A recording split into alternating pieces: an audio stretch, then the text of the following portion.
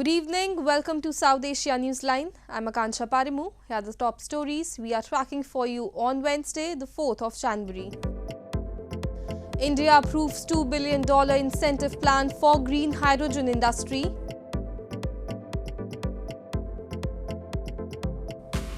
Pakistan unveils early to bed, early to rise policy to conserve energy. And Taliban tells Pakistan to avoid baseless talks after minister warns of strike in Afghanistan. And now for all the details. India's Union Cabinet on Wednesday approved an incentive plan of $2.11 billion to promote green hydrogen in a bid to cut emissions and become a major exporter in the field. The move is targeted to help the country, which one of the world's biggest greenhouse gas emitters, achieve net zero carbon emissions by 2070.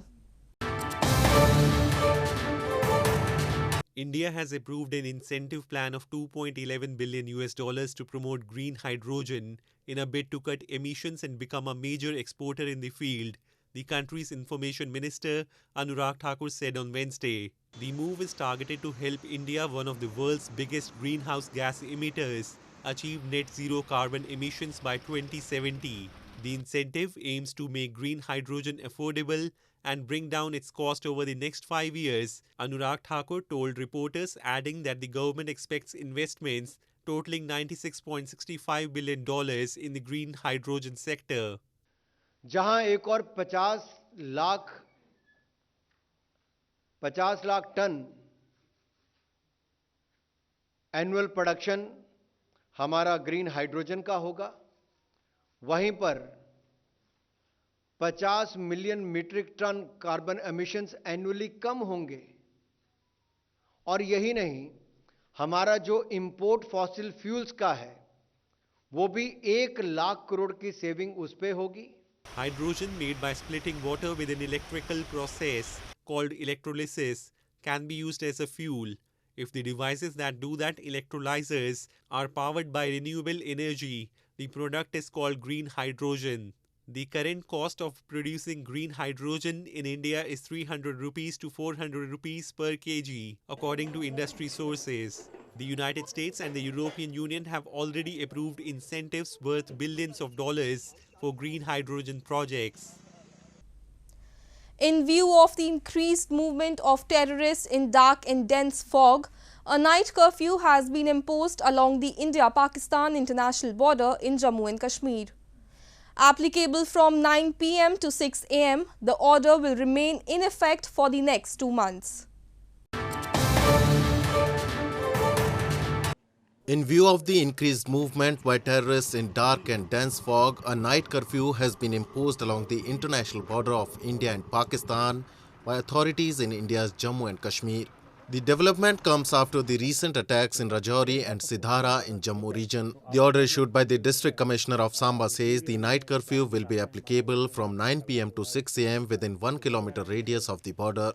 It will continue for next 2 months and all the villagers have been informed about the same, the district official said. National founders का एक दिन आ रहा है 26 जनवरी का, उसके मद्देनज़र जो है इस जो फैसले को लिया गया है और हमें एक डिसीजन और एक ऑर्डर मिला है जिसके अनुसार जो 1 किलोमीटर के एरिया में जो है नो पब्लिक मूवमेंट और नो लोकल मूवमेंट के को हमने मेंटेन करना है। और ये आज से शुरू है, जो 6 बजे से लेके सुबह 9 बजे से लेकर सुबह 6 बजे तक जो है अर्ली इन द मॉर्निंग वो रहेगा। और पब्लिक से ये अपील है कि वो अनावश्यक जो है मूवमेंट ना करें। हमारी सिक्योरिटी फोर्सेस डिप्लॉयड हैं। Samba is considered a sensitive zone which has witnessed infiltrations by terrorists from international borders in the past. In winters, due to snowfall in hilly areas and dense fog in the plains, the conditions become helpful for terrorist movements. India has long accused Pakistan aids terrorists to infiltrate and mount attacks on Indian soil, but Islamabad denies the charge. In news from Pakistan, Pakistan government on Tuesday announced early closure of market and wedding halls among other measures as part of the new energy conservation plan. Pakistan Defence Minister Khawaja Asif has claimed these measures will help the cash-strapped country to save $273 billion. Prime Minister Shehbaz Sharif-led government on Tuesday announced early closure of markets and malls among other measures in a new energy conservation plan for Pakistan. As per the new directives, markets should close by 8:30 p.m. and wedding halls by 10 p.m. Addressing the press, Pakistan's Defence Minister Khawaja Asif said, the cabinet approved measures to shut markets aimed to save the cash-strapped country about $273 billion. He added the decision was made after holding talks with trader bodies. While the trader bodies had pushed for differing times, government decided for an early closure, he said. However, Pakistan's trader body has alleged they were only asked suggestions and no consultation was held by the government. They have refused compliance, saying their businesses would be ruined, and the shops were open in the capital in Islamabad till 10:30 p.m. हज़रात से जो है गुफ्तगू हुई, वो सारे उन्होंने मेहरबानी की, एक बड़ी डेलीगेशन सारे पाकिस्तान से यहाँ पे आई, प्राइम मिनिस्टर सेक्रेटेरिएट में उनसे मुलाकात हुई, तो उनमें बाज़ ने 9 कहा, बाज़ ने 8:30 कहा, बाज़ ने 9:30 कहा, बहरहाल हमने 8 से इसको 8:30 कर दिया। इस पॉलिसी से इस शादी हॉल, रेस्टोरेंट्स और मार्केटों के ये अगर टाइम ऑब्जर्व हों तो 62 अरब रुपए की बचत होगी। Most of Pakistan's electricity is produced using imported fossil fuels, including liquefied natural gas, prices of which have skyrocketed over recent months. The government has tried to stabilize the economy by containing imports and decades-high inflation. A fast depreciating currency has made imports more expensive, while consumer prices saw a 25% year-on-year rise in the first half of the current fiscal year. Moving on, Gilgit Baltistan is home to some of the most captivating natural sceneries on earth, which have the potential of making it a tourist hotspot. However, the locals say the sad reality is that the number of tourists flocking to the region has declined substantially due to the poor road infrastructure and lack of accommodation. But Pakistan government is least bothered. A report. Locals in Gilgit Baltistan have blamed the negligence of Pakistani government to develop infrastructure, including roads and medical facilities, is keeping tourists away despite snowfall, which is a major attraction. Residents claimed hotels have been shut for the past 2 years, due to which tourists have to face various problems, and the accommodations built by the tourism department are completely deserted and give the impression of bleak houses. They said the lack of road accessibility, mobile network and transport facilities serve as major hindrances for tourists as well as for them. जो road की जो हालत है वो कुछ बेहतर न होने की वजह से यहाँ आने वाले सयाह परेशान है। तो दूसरी जानिब अगर मैं पीटीडीसी के जो होटल है उनकी अब बात कर लूँ तो पीटीडीसी के जो होटल है वो साबिका जो हुकूमत थी उसके दौर में वो बंद हो चुके हैं। तकरीबन 2 सालों से जो मुलाजिम है वो भी बेरोज़गार हैं और वो होटलों की बंदिश की वजह से जो सयाह इस इलाके की तरफ आ रहे हैं इनको भी मुश्किलात का सामना है। मेरी जो टूरिज़म का जो डिपार्टमेंट है उनसे मुतालिबा होगा कि वो फौरी तौर पर ये जो होटल है इनको खोल दे ताकि यहाँ आने वाले सयाहों को रिहाइश के हवाले से जो मसाइल है वो कम हो सके। Gilgit Baltistan is home to some of the most captivating natural sceneries on earth, which have the potential of making it a tourist hotspot. However, local blame Islamabad's indifferent attitude towards the region has been affecting all sections of the society. In news from Afghanistan, the Taliban has asked Pakistan to avoid baseless talks and provocative ideas a day after Pakistan's National Security Committee, in an apparent indication towards the government in Kabul, said that no country will be allowed to provide sanctuaries and facilitation to terrorists. The statement by Pakistan came in the wake of a rise in attacks by the Tehreek-e-Taliban Pakistan militant group. The Taliban on Tuesday asked Pakistan to avoid baseless talks and provocative ideas a day after Pakistan's National Security Committee, in an apparent indication towards the interim government in Kabul, said no country will be allowed to provide sanctuaries and facilitation to terrorists. The statement by Pakistan came in the wake of a rise in attacks by the Tehreek-e-Taliban Pakistan TTP militant group which is not directly associated but pledges allegiance to Afghan Taliban.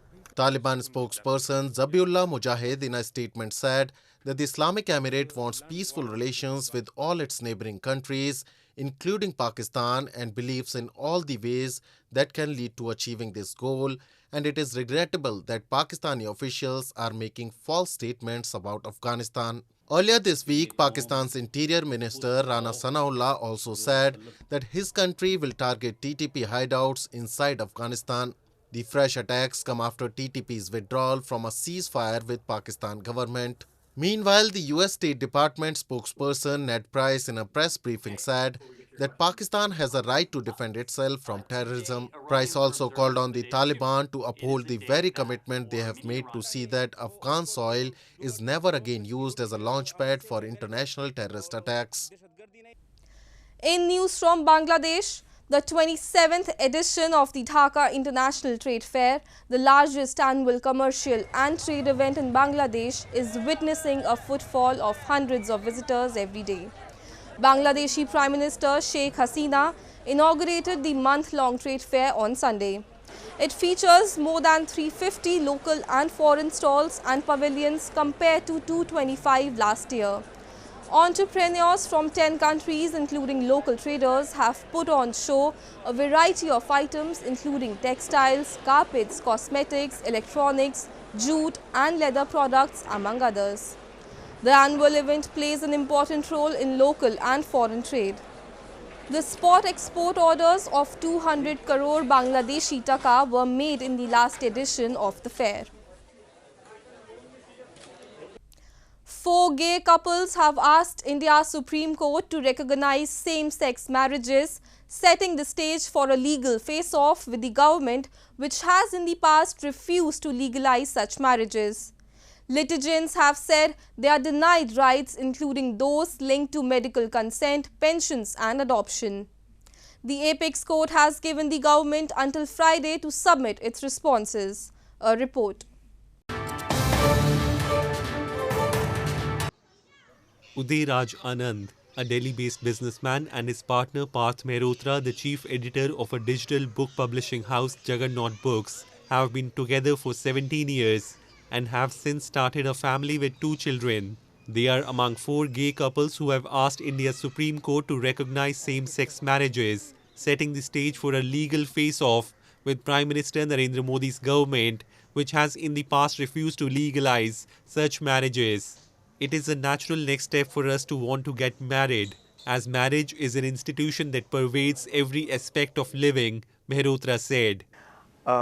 It's the natural next step. I'm just like you. I'm just like anybody out there. And it's the natural next step for us to want to get married. And so our plea to the court is give us that right to get married. One of us isn't the legal father of our children. We have 2 children together. We put them to bed every night and we sing to them and we read to them. And one of us is daddy and one of us is papa. But on paper, one of us doesn't have any relationship with these children. So what happens if he were to pass away? The children would have no rights to his estate. In a historic verdict in 2018, India's top court decriminalized homosexuality by scrapping a colonial-era ban on gay sex. Despite the 2018 ruling, members of India's lesbian, gay, bisexual and transgender LGBT community complain about a lack of acceptance and discrimination against gay people in Indian society. Last month, a federal lawmaker from Modi's ruling party, Sushil Modi, said in the parliament that same-sex marriage would cause complete havoc with the delicate balance of personal laws in the country. 2 judges cannot decide on such social issues, he said, as he appealed lawmakers to oppose legal recognition of marriage between same-sex couples. The Supreme Court has given the government until Friday to submit its responses. Well, that's all we have for you from South Asia this evening. Now our viewers can watch the show on SouthAsiaNewsline.com. You can also visit us on Facebook.com/SAsiaNewsline and follow us on Twitter @SAsiaNewsline. That's all in tonight's edition. We will see you same time tomorrow. Good night.